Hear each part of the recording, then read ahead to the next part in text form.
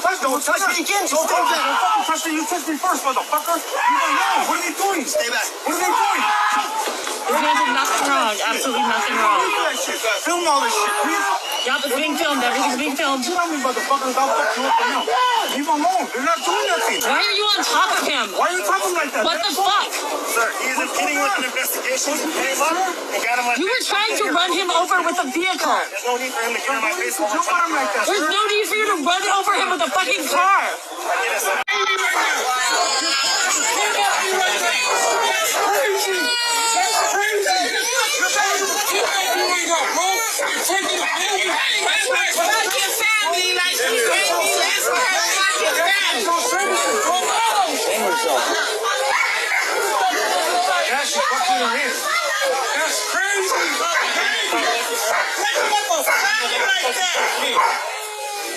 There's shit going on in this world. We need to stop making these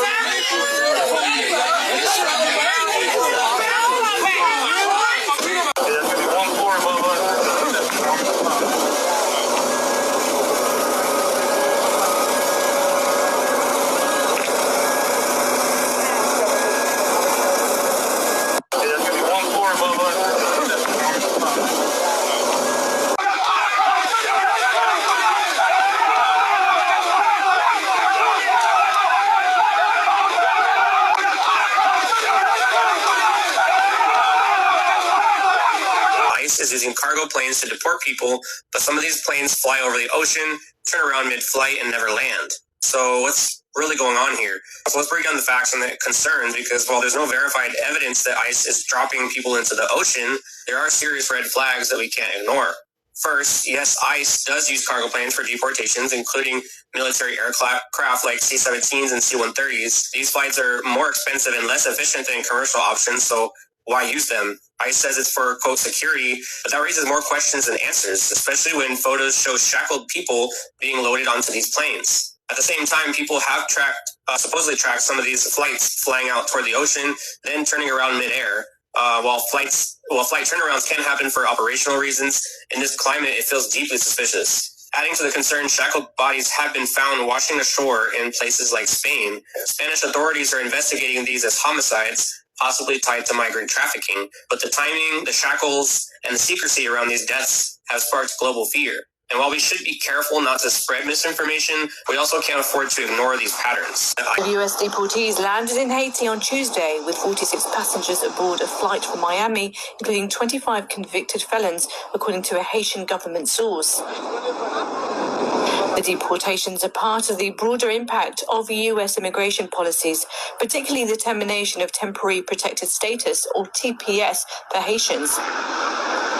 This status, which once allowed many to remain in the U.S. legally, has been revoked and deportations are rising. I'm Haitian and I was in Brazil from 2013. And I finally decided last year to leave Brazil to travel to Mexico and from there enter the United States.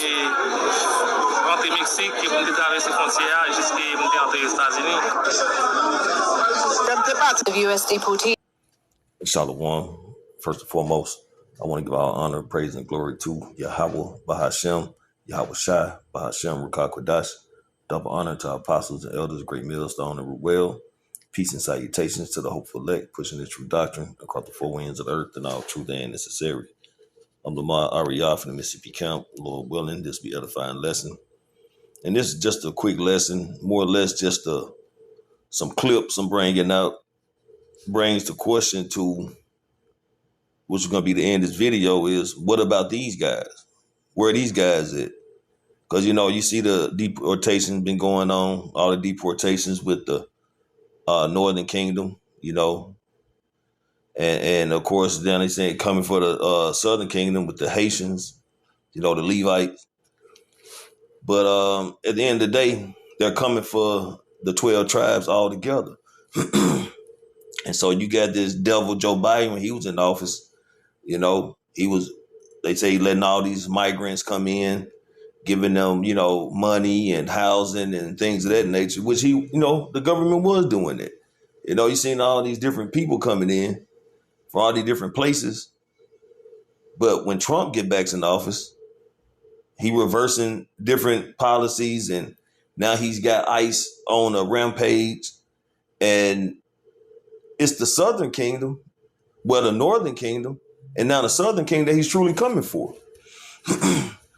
And what about them other guys, man?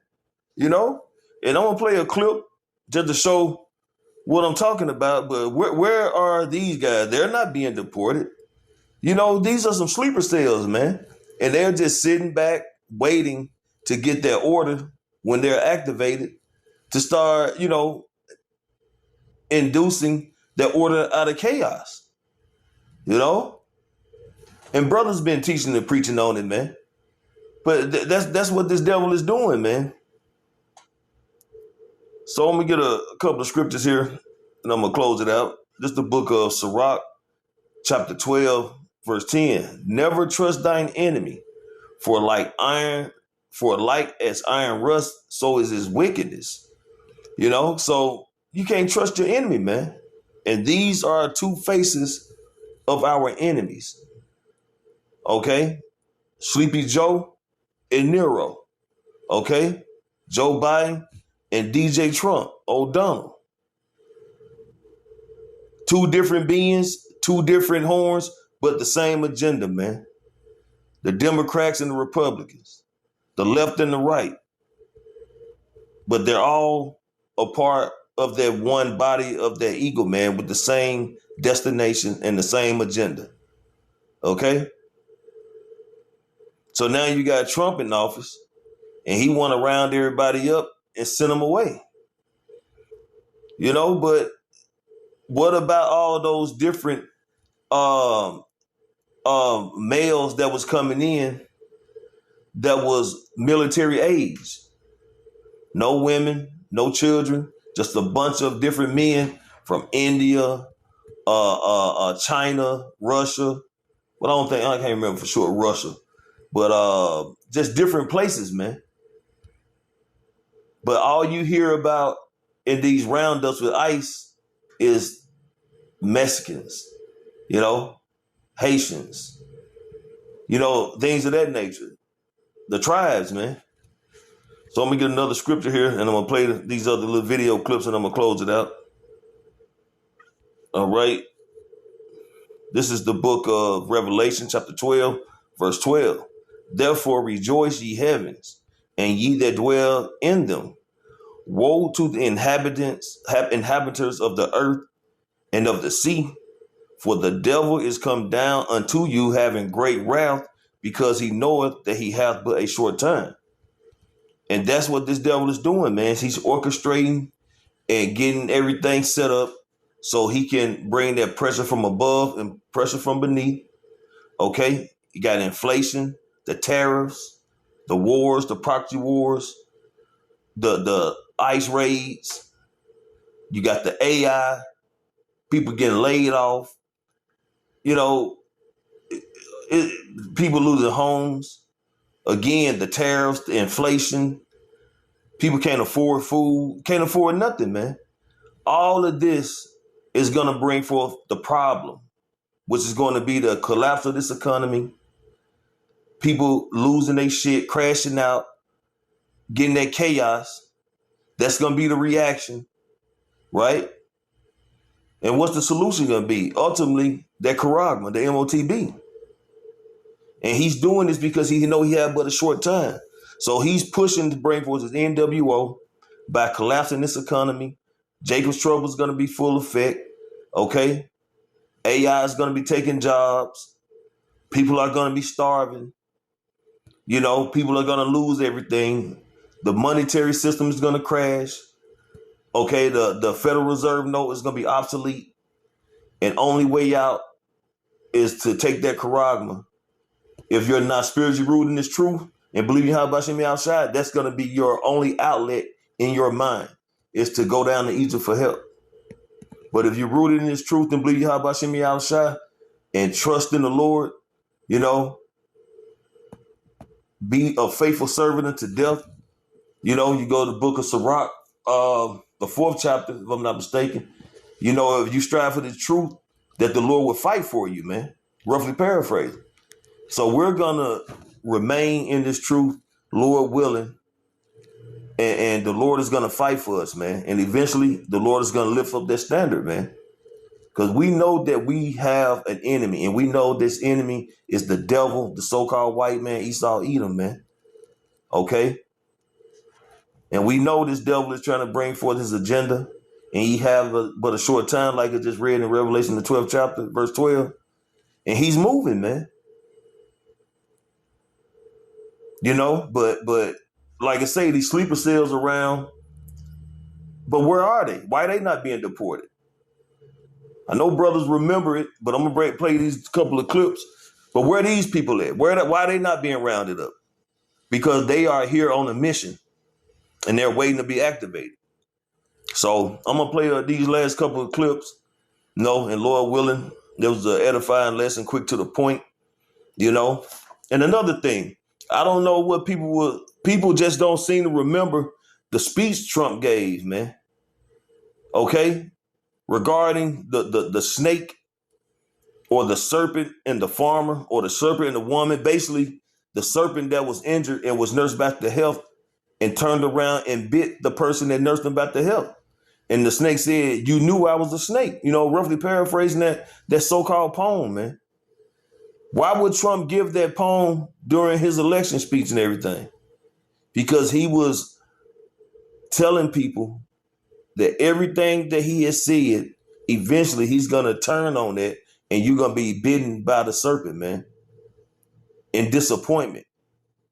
You know, because you had Jake all lined up on the streets and shit, you know, rooting for Trump.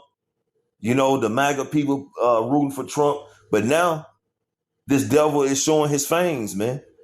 Okay, the serpent is showing his fangs, the devil is showing his horns. But it's all prophecy, man. So Lord willing, you know, hey, he'll keep doing what he's doing, man. So this society can collapse, can crash, the chaos can begin, and Yahweh Shai can return, you know.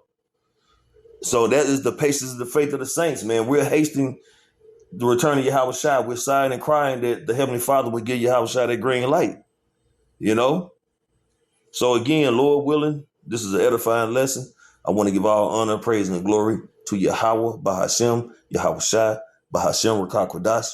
Double honor to our apostles and elders of Great Millstone and Ruel. Peace and salutation to the hopeful elect. Shalom. Crazy military-age men with precise knowledge of where they are going. See many cross the border from other lands for a purpose at stake. Where are you going? California. California, you? Where are you from? India. You? Where are you from? India. Where are you going? California. You? India, going to New York. Where are you going? Where are you from? India? New York. You? India, New York. You? India, New York. You? India, California. You? California. Where you? India, California. You? Senegal. Where you going? Where you going? California, New York. Where you going? New York. New York? You? Where you from? Senegal. Where you going? Jersey? You? Bangladesh. Where you going? New York. You? Bangladesh. Where you going? Georgia. You? Bangladesh. Where you going? Georgia. You? New York. New York? Where you from? Where you from? Where are you from? Africa, Haiti, where you from? Senegal. Senegal, you? Africa. Where are you going? New York. Thank you. Where are you going, sir? Africa. You're from Africa, where are you going? New York. Thank you. You? New York. From where? Yeah. Where are you from? New York. For the Africa? Senegal. Senegal? You? Africa. Where are you going, sir? New York. Thank you. You? Africa. Where are you going? Yeah. Thank you, sir. You? Africa. Where are you going? New York. Thank you. You? Africa. Where are you going? Ohio. Thank you. You? Africa. Where are you going? New York. You? Africa. Where are you going? New York. Thank you. You? Senegal, Africa. Thank you. You? West Africa, Senegal. And where are you going? In North Carolina. North Carolina. You? Africa. Where are you going, sir? Central. Here in Lukeville, we are quite literally in the middle of nowhere. 2.5 hours to the closest major city. Thousands are crossing here illegally every day, and the situation is completely unsustainable. We'll step out, give you a look at the scene here. This is a mass of hundreds upon hundreds of people who have crossed the border illegally and are camped out here at the border wall, waiting to be apprehended by Border Patrol. You'll quickly notice these are all single adult men. There is not a single woman or child in this group you're looking at, and these guys are coming in from all over the world. Large amounts of African men from Senegal, from Guinea, from Mauritania, from Egypt, others from the Middle East, others from Asia. This is Border Patrol's Tucson, Arizona sector, which just had 17,500 illegal crossings last week alone. That is the highest weekly total ever recorded. We talked to one for this sector. We talked to one man from Mauritania who told us he paid smugglers $10,000 to get here, first flying into Colombia.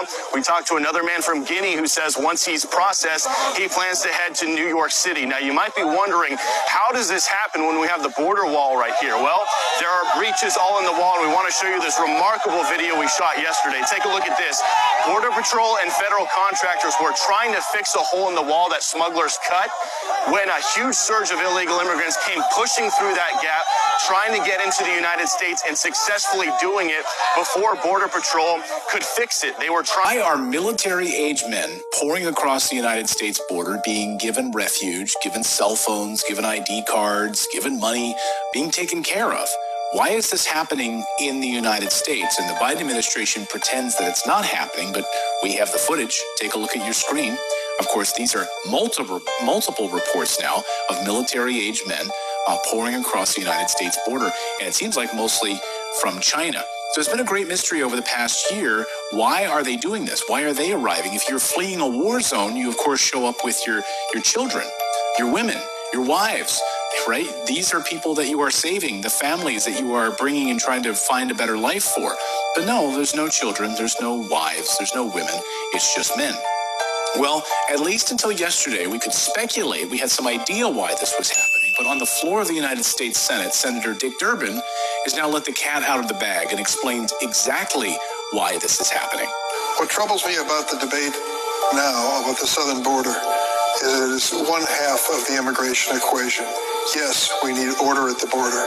Yes, we need to have changes in the laws that reflect the reality of the overwhelming numbers from all over the world who are coming to our shores and our border. But there's also an incredible demand for legal immigration into this country even now. The presiding officer, my colleague from the state of Illinois, has legislation which addresses one aspect of that. Her bill, and I hope I describe it accurately, says that if you're an undocumented person in this country and you can pass the physical and the required tests, background tests, the like, you can serve in our military, and if you do it honorably, we will make you citizens of the United States. Do we need that? Do you know what the recruiting numbers are at the Army and the Navy and the Air Force? They can't reach their quotas each month. They can't find enough people to join our military forces. And there are those who are undocumented who want the chance to serve and risk their lives for this country. Should we give them the chance? I think we should.